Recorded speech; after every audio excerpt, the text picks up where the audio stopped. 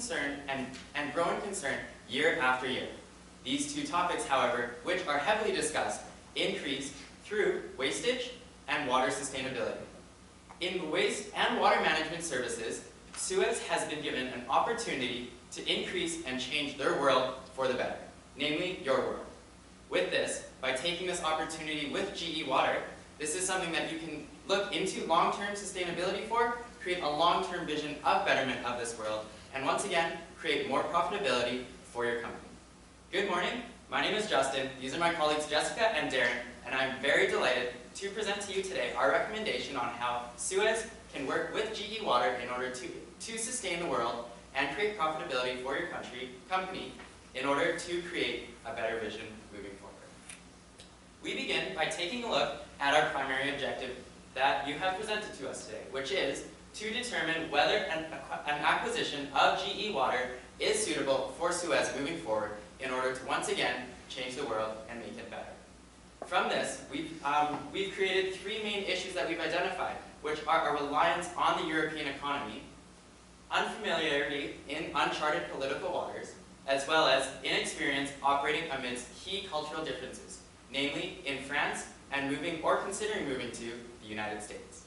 With this, we are so delighted to present our pivot strategy to you today, which consists of negotiating an acquisition, leveraging GE Water strategies, and managing cultural differences in order to ensure that Suez can expand their global company and create profitability moving forward in order for you to continue making this world a better place.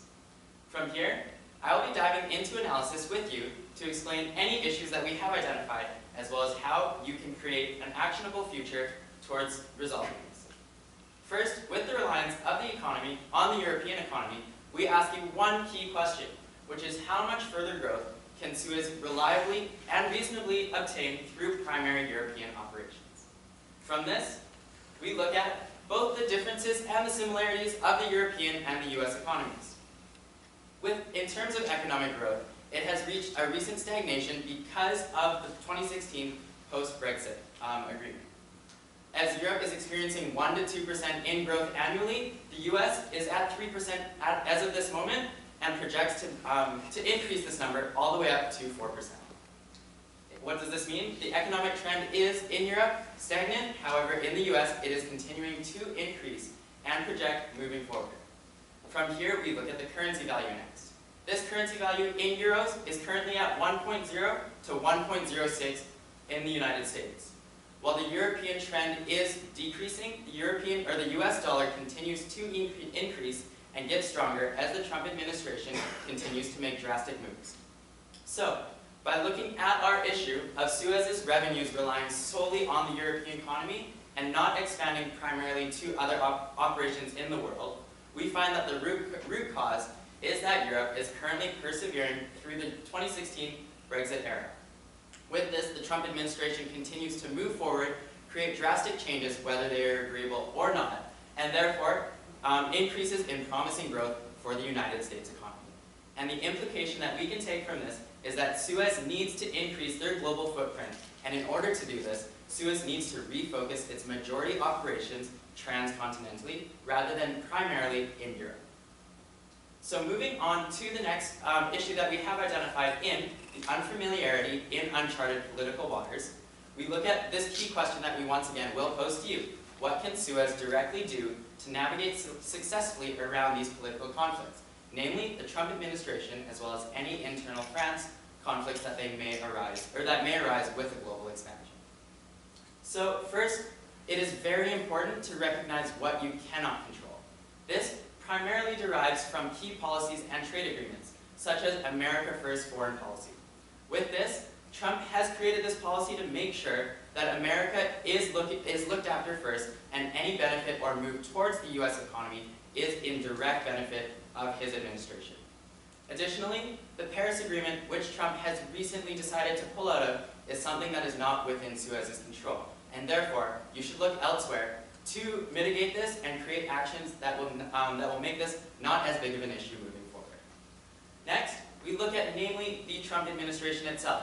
With this, Trump has been known to give out unsuitable tweets towards companies such as Toyota or even General Motors. With this, this has caused these tweets have caused billions of dollars in damages. And this is very important in recognizing for both GE Water and Suez moving forward to ensure that such damages are not incurred on your company today.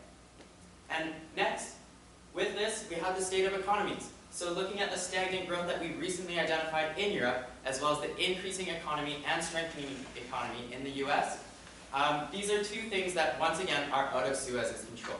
So by looking at decreasing stock prices in the short term, or the weakening euro-dollar to the USD currency value, these are once again things that you should not prioritize or allocate your efforts into resolving. So by looking at what you cannot control, we next look at what is directly within your control. So the first thing is your global growth strategy. You, Suez, are in direct control of your method of financing, where to expand to, and how exactly you want to expand. Next, we take a look at the beneficial offerings that you have to offer to any expansion in any country that you choose to expand to. So, if you do once again choose to go with the USA, this is something that you can make efforts towards by providing equal benefits to not only your country and your company, but to the country of expansion itself. And lastly, we look at proactivity to foreseeable future conflicts.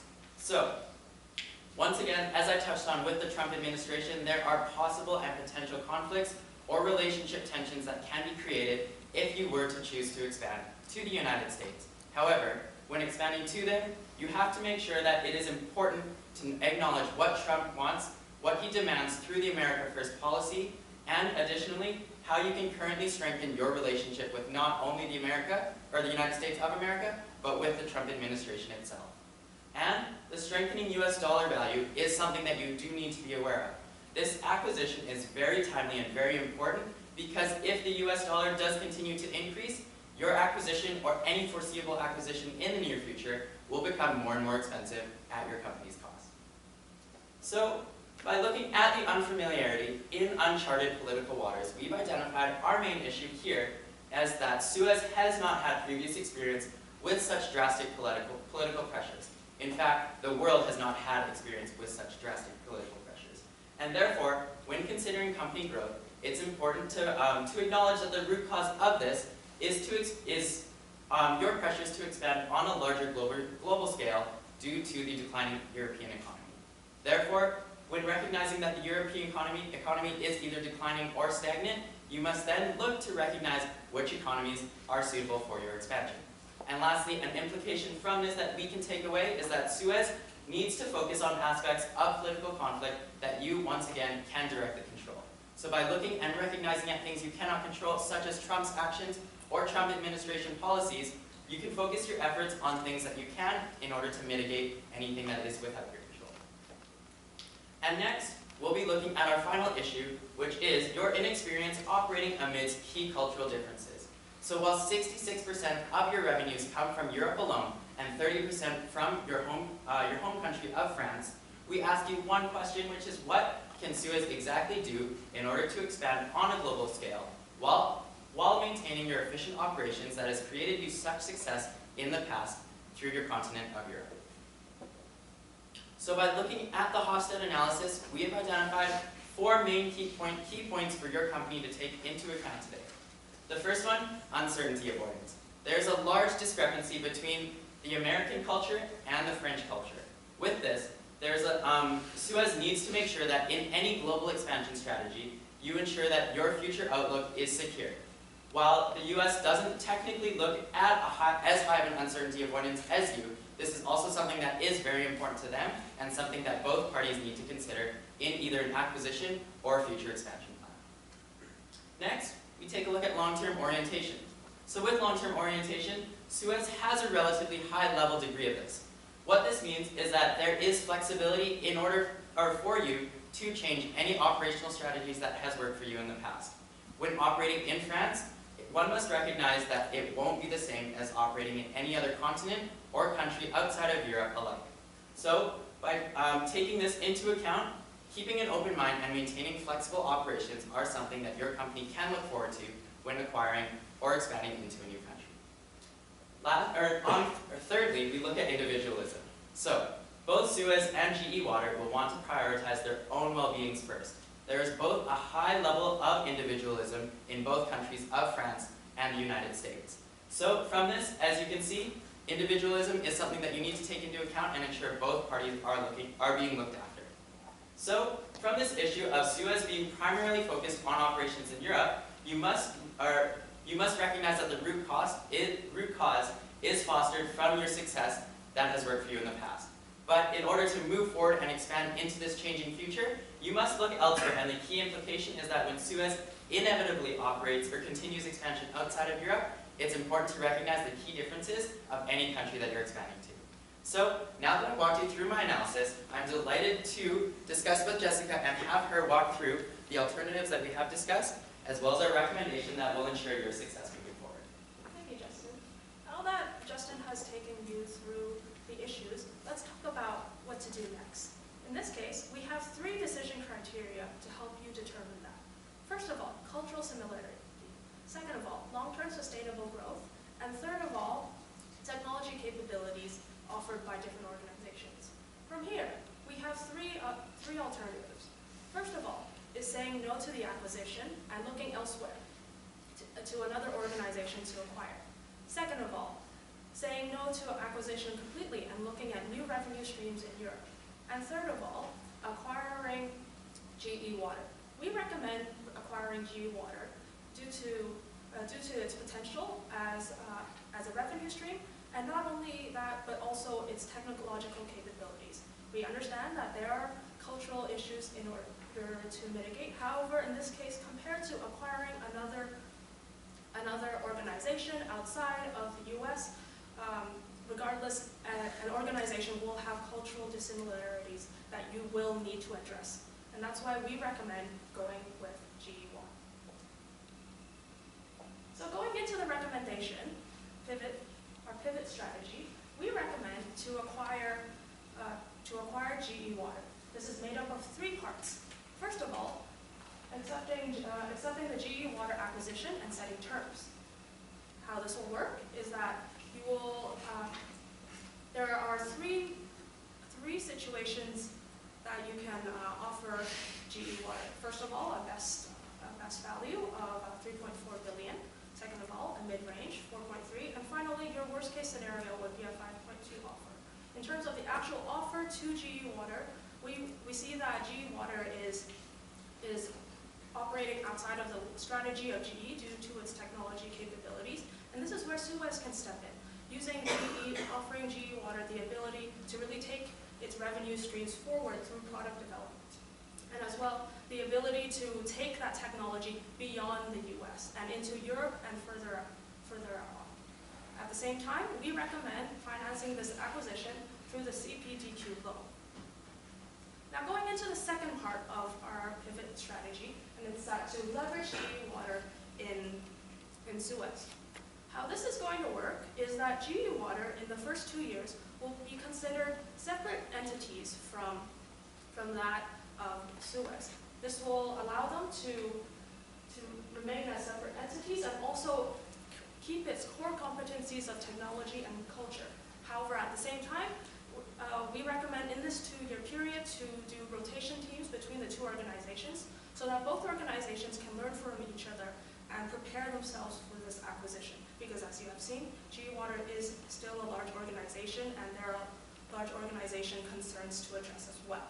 Now, following this 2-year period, we recommend in the next 3 to 4 years to split GE Water up. So how this will work is that General Operations will join the North American division in Suez in order to maintain operational efficiency and to allow revenue streams to go back to Suez. At the same time, GE Water's technology capabilities, the other part of why Suez is acquiring GE Water is to remain a separate division in order to give itself technological competencies and as well to allow it to speak its voice within Suez and to remain in an individual entity. This way, Suez will be able to maintain the technological competency while at the same time maintaining the operational competency of why it bought GE Water in the first place. GE Water will then be known as the Tech Lab. Now going into mitigating political issues. As Justin has mentioned, political issues are are uncontrollable, which is why, but there are some things you can do. For example, PR presses and public water collaborations. This way, you'll be able to maintain the relationship between the French government and the US government. Now, going into the third part, and that's managing the change of such a big transition, which is why we recommend, first of all, setting down the language and communication. So this should be modeled after the North American division. Now, second of all, going into the cultural tensions between the organizations. We recommend looking into collaborations and also a change management strategy through a robust ADCAR strategy. This way, you'll be able to address a lot of the cultural dissimilarities that Justin mentioned in his Hofstede material. From here, you will be able to create an organization that will expand into the US, as well as having the same technological capabilities to build forward. From here, you can build into emerging markets such as North Africa and use the technology to move forward. Now that I've talked you through that, let me hand it off to Darren to walk you through how this will be done. Thank you, Jessica. Now that we've outlined our pivot strategy today, your company is poised for global expansion. With that being said, let's go exactly through these steps that need to be taken in order to make this a reality today. Our implementation is broken up into two main sections. The first being the short term, and the second being the long term, which is approximately 4 to 5 years. Your company has been in negotiations with GE for over 6 months, and it's at this point today in which you have to make the decision whether to accept the deal or not. With that being said, the first step that needs to be taken is actually accepting that deal in the first place. In addition to this, the key steps that need to be taken are completing the negotiations, the legal review and contract, and finally the financing details in itself. The milestones that we've identified with this part of our implementation, and the most notable being that you accept the GE Water deal today. The second is that the term of the acquisition are finalized by Q2 of 2017, and the final being that the financing with the loan in itself is acquired by Q1 of 2017. The costs that we've associated with this short term and this part of our implementation today are the actual acquisition costs of GE Waters, and secondly, the legal fees that need to be taken in order to ensure that you're compliant with all the rules and regulations. So now in terms of our long term, which we foresee to be 4 to 5 years. The key steps here are to continue the operations as is, and this directly refers to GE Waters operating separately from SUAS. The second being the phased organizational change, in which the two are going to start to be implemented together. The third being the change management process to ensure that these employees have that knowledge and all the tools necessary in order to move forward. And the final being the long-term future goal of expanding into these emerging markets. In terms of the key milestones we've identified, the most important is that the integration of GE Waters is completed by 2020. At this point, your company will really be able to take advantage of all the technologies and the competencies that you have acquired from this acquisition moving forward and put this towards not only your company, but also global expansion. For the total cost, the drivers that we've actually identified are the acquisition cost, the legal fees, the training, and finally the public relations that need to be completed. This equates to a total cost of $1.065 billion US. Now, when taking a look at a typical acquisition, you're paying 2 times the revenue for a company. By given this opportunity of acquiring GE Water for $1 billion, there's a potential for huge profitabilities after our 4-year implementation plan. As you can see, with projected growth increases from 4 to 6 all the way through 9% in 2022, you're reaching a break-even point of your $1.065 billion at the end of Q4 of 2021.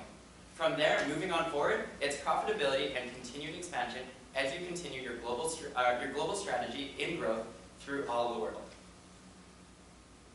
With that being said, all recommendations have some risks that are associated with them. And today we've identified 2 main risks. The first being that Trump does not actually view the acquisition in favor of the USA. With that being said, our mitigation strategy is to highlight the opportunity for further expansion and how that's actually going to contribute to the US economy. The second risk we've identified is that there are other competitors that are trying to outbid you within the process. And in order to mitigate this, we believe that your company should continue to increase your bid amount up to a certain amount to actually complete the finalization of the acquisition of the company. And once again, this opportunity allows you to represent and better the world and make it a better place. With that, Thank you for your time, and we now open the floor to questions. Getting it out again. In regards to the implementation point, just to clarify, is for the first 2 years, is it still going to be named GE Water? In this case, yes. In this case, this will be up to the terms of the negotiation. Of course, we understand that GE may not want to keep an organization such as GE Water out there having its name, which is why a possibility is calling it TechLab from the very beginning. And just a follow-up question to that. Now, the impact in terms of, do you believe the fact that you keep treating them as separate entities would reinforce a culture of individualism, which would impact the innovation and integration of both units across the board? And if so, are there any strategies you have to minimize that? The idea behind actually having these two companies operate separately is that it takes a long time to actually merge them with your company as a whole. So the whole acquisition and merger process. And because of this, we've allocated 2 years to do so. And in terms of actually helping bridge that gap, we've actually thought of a bunch of different solutions. First being the communication tools in which these companies will actually use. So these communication tools will be implemented in order to allow the workers from France to properly communicate with the workers in the USA. Do you know what the political climate will be 2 years from now? So, as you've seen from past events, the Trump administration is very unpredictable. However, when looking forward, we have a positive outlook and a positive mindset that the Trump administration will continue to ensure that there is growth within the U.S. economy. And while we can't predict his exact actions, this is a huge opportunity for Suez to continue expanding. You talked about rotational teams. When would those start within your company? In this case, rotational teams are something that we recommend implementing in the first 2 years in order to enable cross-cultural learnings between the two organizations in preparation for phase 2. And then, so the whole thing would be implemented 4 years from today. Yes, as well. Do you see that as a problem or in any sort of way? So the outlook of this implementation plan is to ensure long-term sustainability and long-term profitability. So while 4 years may seem like a long time as of right now, looking forward 10 years, 20 years from now, this is something that your company, Suez, can sustain moving forward. How much of the growth do you see coming from U.S. operations versus international operations as a result of the acquisition? So with this, currently 66% of your revenues originate from Europe. As you can see, we plan on allocating much of your tech and research and development through the U.S., and this will allow you to continue innovating moving forward. Therefore, by expanding through to the U.S., over 50% of your revenues can very well come from the innovations and research and development done from Tech Labs. So you expect the revenues to come from the U.S. or come from outside the U.S. from technology that originates in the U.S.? The latter of that, so technology that originates from the U.S. that allows you to expand globally.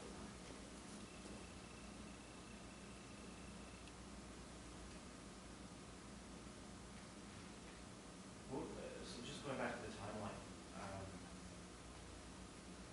4 years, you have a president that could or could not be in power.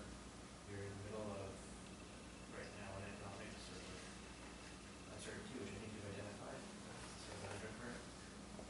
Do you see 4 years as like a completely different climate where this merger may not make sense, or what other opportunities? Are you in a rush to implement this plan, or like why such a long time? Why such a long time? That's my question. So the main idea behind our long timeline is exactly because of the uncertainty within the actual politics and the companies that and the countries that your company is associated with.